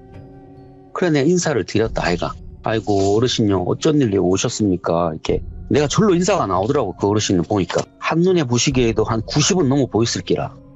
그래서 어쩐 일로 찾아왔냐 물어보니까 그 어른이 말씀을 하시는데 말이 어눌하시더라고. 그래가 내가 속으로는 나이가 드셔서 그런가 했지. 말을 하시는데 나보다도 연배가 어린 것 같으니 말 편히 할 테니까 이해하시게 이렇게 얘기하시더라고. 그리고 말씀을 하시는데 본인이 원래 제주에 살다가 일본으로 건너간 신방이라고 이야기하시는 기라. 무당이죠, 신방이. 제주말로. 그렇죠. 그런데 그리 큰 난리가 나서 내가 모시는 어르신이 화가 너무 난 기라.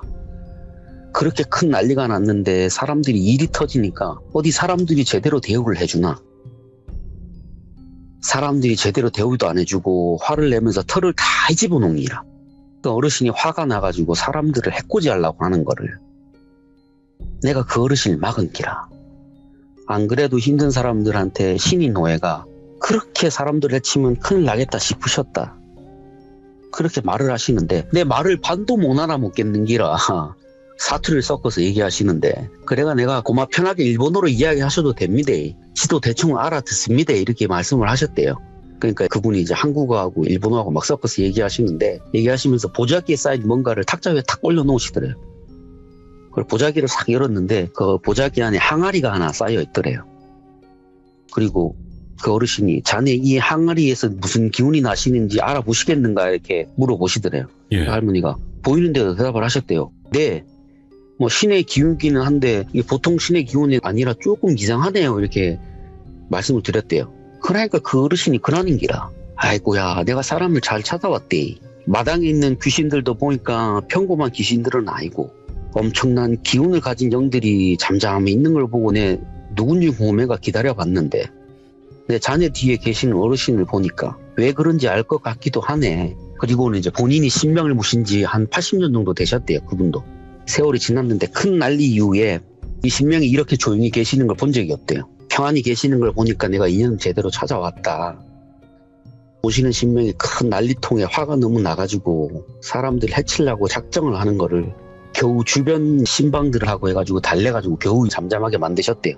화를 누그러뜨리시고 어르신을 달래가지고 본인 아들 내외는 일본에 살고 계셨대요. 그때. 그래서 아들 내외가 있는 일본으로 건너가시기로 하셨대요.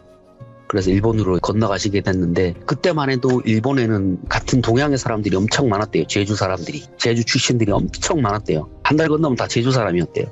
그래서 제주에 있으면서 사람들 도와준다고 뭐 신방으로 살았는데, 그 무슨 낯으로 그 마을에 있겠노. 내가 제주에 있을 수가 없어가지고 일본으로 건너가시게 됐대요. 그 모시는 신명은 어차피 이렇게 사람들 원망 다 들으시면 신명도 힘드실 거 아니냐고 신명을 어렵게 설득을 했대요. 그렇게 넘어가셨대요. 그래 이제 신방이라고 하니까, 제주에서 온 신방이라고 하니까 어렸을 때 알던 사람들이, 동양 사람들이 이제 물어물어 찾아오는 거예요. 그 일이 있으니까.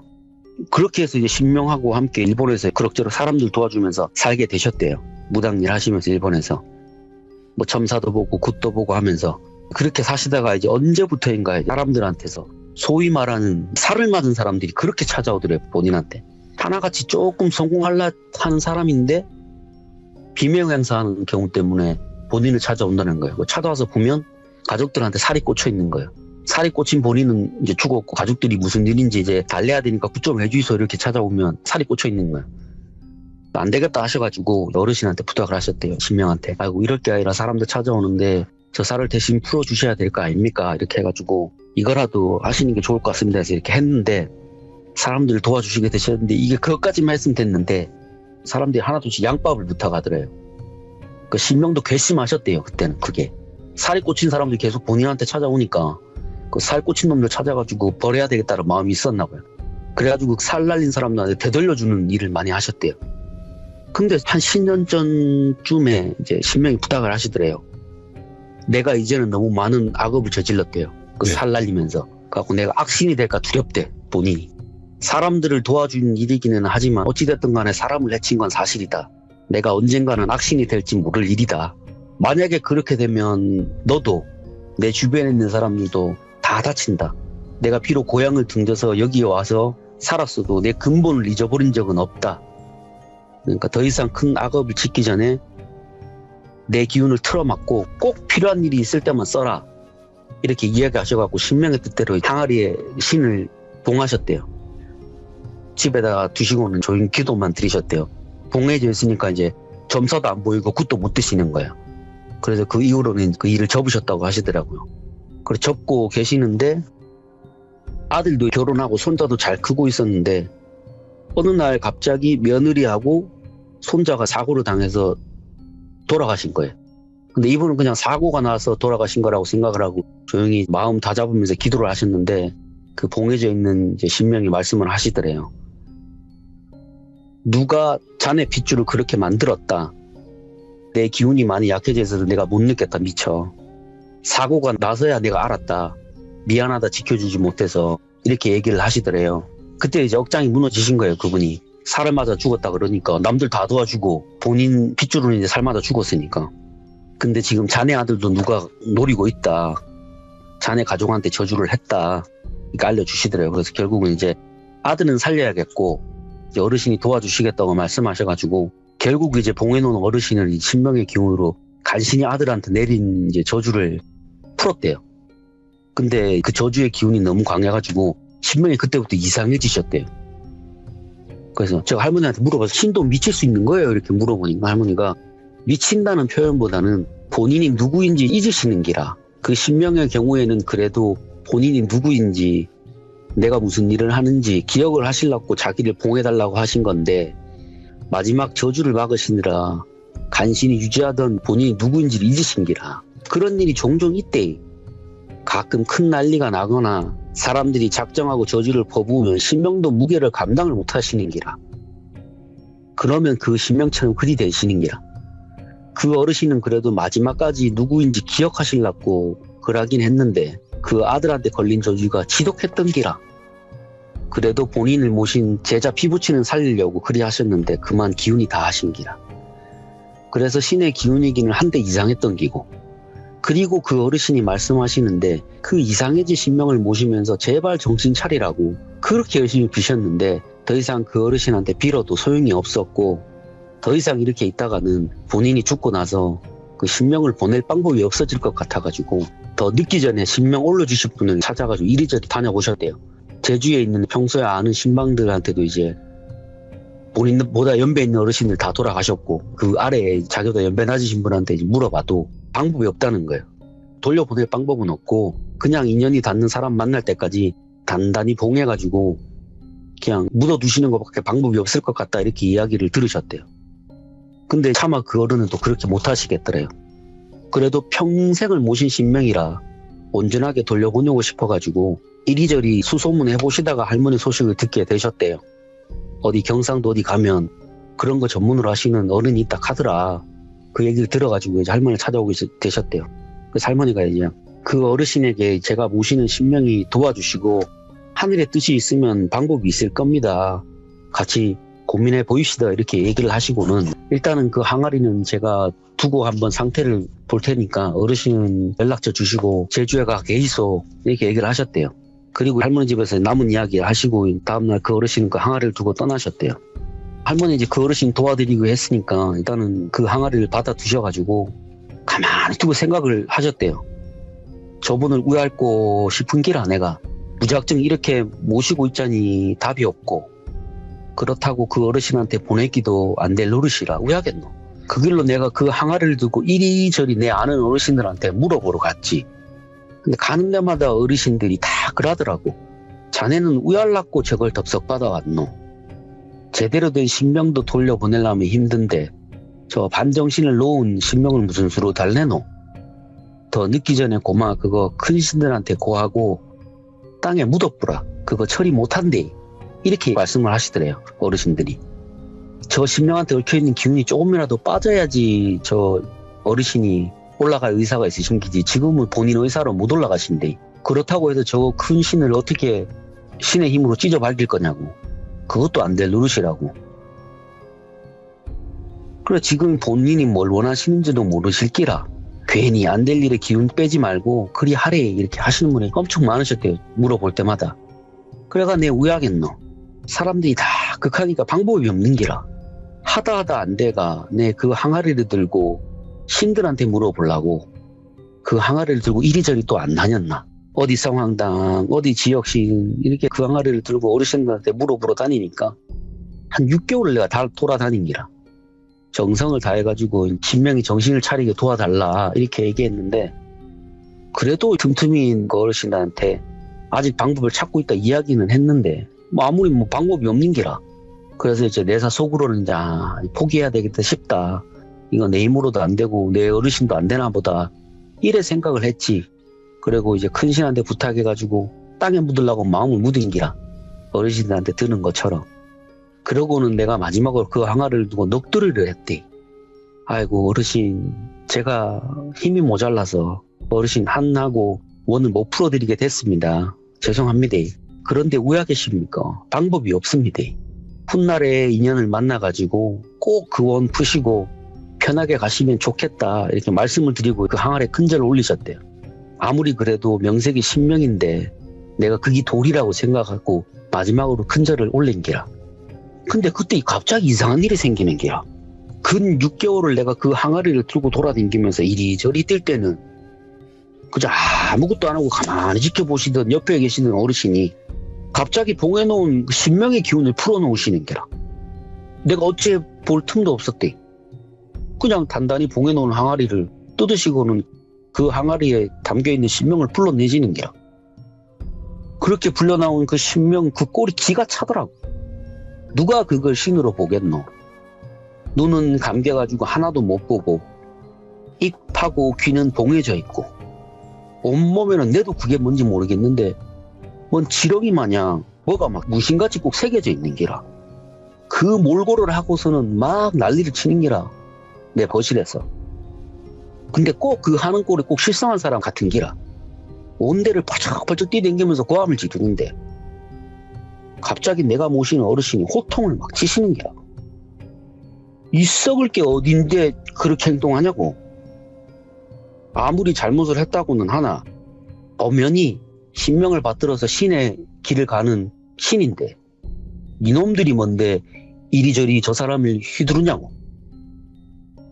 기운을 흐트러 놓는 것도 모자라서 이렇게 마음대로 막 너네가 쥐고 흔드냐고. 썩 물러나지 못할까 이렇게 고함을 치시는 기라. 그래 내가 가만히 보니까 어르신의 기운이 이상한 게 아니라 그 신명이 지금까지 다른 사람들의 저주를 본인이 다 받은 기라. 저주를 풀어준 게 아니고 그 미쳐 날뛰는 기운이 지금까지 그 어르신이 대신 받은 저주가 날뛰는 기운이고 어르신은 그 기운이 감당이 안 돼가지고 통제가 안 되신 기라. 옆에 계시는 어르신이 그렇게 호통을 치시니까 그 미쳐 날뛰던 게 갑자기 조용해지는 기라. 그제서 내가 그 신명을 보니까 멀쩡한 할아버지가 한 분 앞에 계시는 기라.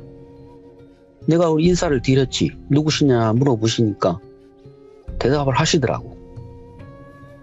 그러고는 내 앞에 계시는 어르신한테 큰 절을 올리시는 기라. 그리고는 본인 이야기를 하는데 내가 큰 잘못을 저질러가지고 엉망이 된 모습을 제자가 보면 너무 크게 상심할 것 같아서 내가 본 모습을 못 보여줬대. 그러니까 저주 맞으면서 몰골이 엉망이 되는데 그걸로 보여주면 제자가 좀 그럴까봐 그걸 안 보여주신 거래요 본인이. 늦었지만 지금이라도 제 신명을 다하고 싶습니다 어르신 이렇게 얘기를 하더래요. 근데 걷다 대고 내가 모시는 어르신이 한바탕 욕지거리를 하시는 기라 그 어르신 앞에다 두고 이런 못난 게 그래도 신이라고 신명을 다한다 어쩐다 요상한 말로 넘어가려고 하냐고 지금 네가 니놈 그릇이 그것밖에 안 되니까 네가 지금 그 꼴을 하고 있는 기라 일이 될 줄 모르고 그따위 행동을 했냐고 네가 신명을 논하는 게 가당키나 하냐고 신명 같은 소리 늘어놓지 말라고 니놈의 그 알량한 신명은 끝이 나도 벌써 한참 전에 끝이 났다고 그게 언제냐 니놈이 도와줘야 될 사람들한테 원한을 품은 거 그것 때문에 네 신명이 끝이 났다 어디 감히 마음을 다친 사람들을 위로해주지는 못할 망정 자신을 대저로 안 알아준다고 그렇게 마음을 악독하게 쓰니까 그 꼴이 돼가지고 네가 지금 내 앞에 있는 거라고 네가 지금 해야 될 거는 하늘에 네 잘못을 비는 게 할 일이라 늦었지만 하늘의 뜻이 있어가 그래도 사람들을 도운 세월을 생각해서 그저 온전하게 하늘로 돌아갈 수 있게 도와주라는 내 명을 받고 왔다 평생을 너를 신명이라고 떠받들고 사는 네 제자하고 지금 네 앞에 있는 내 제자가 그렇게 노력을 하니 내가 너를 구조해 보려고 이리저리 뛰어다니면서 하늘에 빌어가지고 겨우 뜻이 닿아서 하늘에 명이 닿았다. 그래 내가 내 놈을 꺼내고 너한테 붙은 그 더러운 것들을 잠시 물린 것 뿐이라고. 너한테는 신명이 더 이상 없다. 모든 걸 내려놓고 그냥 돌아가면 된다. 더 이상은 하늘의 뜻도 아니고 네 놈 욕심인 걸 왜 모르냐고. 하늘이 왜 너를 이 꼴로 만드는 줄 아냐고. 네가 사람들을 알아주던 사람들을 그렇게 모질게 대한다 해서 그 사람들의 마음을 악으로 받은 게 잘못된 거라고. 사람들의 저주를 대신 받았다 해서 그 꼴이 된다 하면 세상에 많은 신들이 다 그 꼴로 살아야 될 거 아니냐고. 그런데 어디 그렇더냐? 아니라고. 그저 그분들은 사람들의 저주도 응당 본인들이 받아야 될 신명이라 생각했기에 그 악독한 마음도 품기에 자신의 신명을 감당하는 거라고. 신명이라는 게 그런 거라고. 그저 자신이 신이다 해서 자기 권리만 누리면 그게 바로 악신이다. 네가 그렇게 된 것이 네 잘못이니까 너한테 얽혀있는 수많은 저주와 그동안 네가 품었던 모든 것들을 내가 대신 짊어지라는 하늘의 뜻을 내가 대신 전한다. 이렇게 얘기를 하시더래요. 그동안 네가 했던 그 수많은 악업들을 스스로 뉘우치고 그 많은 업을 내려놓으라고. 그래도 내 놈이 신명이라 그동안 살았다면 하늘의 뜻이 뭔지 너도 이제는 짐작할 거라고. 스스로 생각해보라고. 알아들었으면 얌전히 그 기운을 다스리고 있으라. 이렇게 얘기를 하시는 게라. 내가 다 듣고는 그 신명한테 말씀을 드렸지. 아이고야 어르신 천만다행입니다. 그래도 하늘의 뜻이 닿아가지고 어르신이 온전하게 하늘로 돌아가시게 돼서 다행입니다. 이거는 이제 제주에 계시는 어르신한테 이제 일이 이렇게 됐다 말씀드리고는 서둘러서 그 항아리를 들고 제주로 떠나셨대요. 그리고는 이제 일을 마무리하셨는데 그 온전한 정신을 차린 그 신명이 자신 고향으로 돌아와서 마지막 구판을 자신이 평생 같이 모시던 제자 몸에 실려가지고 하직굿을 하셨대요. 자신이 모시던 제자한테 이렇게 못난 나를 데리고 평생 사느라 고생했다. 그래도 마지막으로 최선을 다해서 모시느라 고생했다 이렇게 얘기하시고는 그냥 자네는 남은 생 잘 정리하시다가 오거라 이렇게 말씀하시고는 할머니 옆에 계신 어르신한테 이제 자신의 업을 이제 대신 짊어지게 해서 죄송하다 이렇게 말씀하셨는데 할머니 옆에 어르신은 이제 가볍게 인사 받으시고는 네 신명이 그런 걸 어쩌겠느냐고. 그래도 이렇게 가볍게 떠날 수 있으니까 그것도 다 하늘의 뜻이다. 나쁜 짓을 했지만 그것 또한 사람들을 위한 마음으로 그리야 한 것이니 마지막은 이렇게 떠날 수 있게 하늘이 배려를 한 거 아니겠느냐. 편하게 떠나라 이렇게 말씀을 해주시고 굿이 끝나셨다고 그러시더라고요. 그리고는 이제 할머니가 내가 모시는 어르신이 큰 어르신인 건 이제 짐작은 했지만서도 그렇게 오래 마을 수호신으로 사신 분이 내 옆에 계시는 신명한테 그렇게 대하시는 걸 보고는 내가 좀 내심 놀라기도 했대. 얼마나 오랜 세월을 신업을 하시기에 몇백 년은 좋게 되셨을 것 같은 저 수호신한테 이렇게 인사를 받으시노 싶으셔가지고 끝나고 나서 넌지시 물어보셨대요. 그 신한테 얼마나 오래 이 신업을 걸으셨는지 물어보니까 대답을 안 해주시더래요. 대답을 그냥 그저 잊었다. 내가 너무 오랜 세월 이걸 해서 이든지 오래다 하시는데 할머니가 생각하시기에 굳이 말씀 안 해주시는 거지 내 사업 왜 알겠노. 그분이 얼마나 오래 남의 업을 지고 사셨는지 나는 모를 일이지 하시고는 이야기를 마무리해 주시더라고요. 야, 근데 진짜 안신할머니 이야기 아까 처음부터 이제 영화에 관련된 이야기부터 쭉 들려주신 거잖아요. 네. 와, 근데 제가 지금까지 가장 생각하고 있는 이상과 가장 맞는 말만 하시니까 저도 이런 이야기를 너무 많이 듣다 보니까 저도 저 스스로 나름대로의 고민이랑 아니면 어떤 결론을 한번 내본단 말이에요. 근데 네. 진짜 할머님의 이야기가 맞는 말이에요. 막 졸로 어우 맞지 이런 얘기가 막 나와요. 진짜 너무 감사드리고 오늘 윤회인 아빠님께서 이런 이야기를 들려주신다는 것 자체가 또 할머님의 이야기를 널리 알릴 수 있는 그런 계기가 되고 있는 것 같고 많은 분들이 또 마음으로 그걸 느끼고 있는 것 같아요. 진짜 감사드립니다, 아빠님. 네, 알겠습니다. 다음번에 또 다른 이야기 들려주세요. 알겠습니다. 고맙습니다. 조심히 들어가시고요. 네. 네. 만신할머니 이야기 여러분들 아마 처음 듣는 분들도 계실 거고요. 아니면 이게 도대체 무슨 이야기일까? 너무 어떤 무속적인 이야기에서 심오하게 파고드는 거 아닌가 이렇게 생각하실 수도 있어요. 근데 무속적인 이야기가 이런 관점으로 그리고 이런 이야기로 들릴 수 있다는 거는 여러분들 진짜 만신할머니 이야기에서밖에 들을 수가 없습니다. 그러니까 한번 꼭 돌비 윤우인 아빠님 이렇게 검색을 하시면 재생 목록이 있어요. 거기 있는 사연들을 한번 들어보시면 이런 이야기도 있고 이런 삶을 사셨던 분도 있구나라는 걸 아마 아실 수 있을 겁니다. 꼭 추천을 드리도록 하겠습니다. 시청해주신 모든 분들 감사드립니다. 고맙습니다.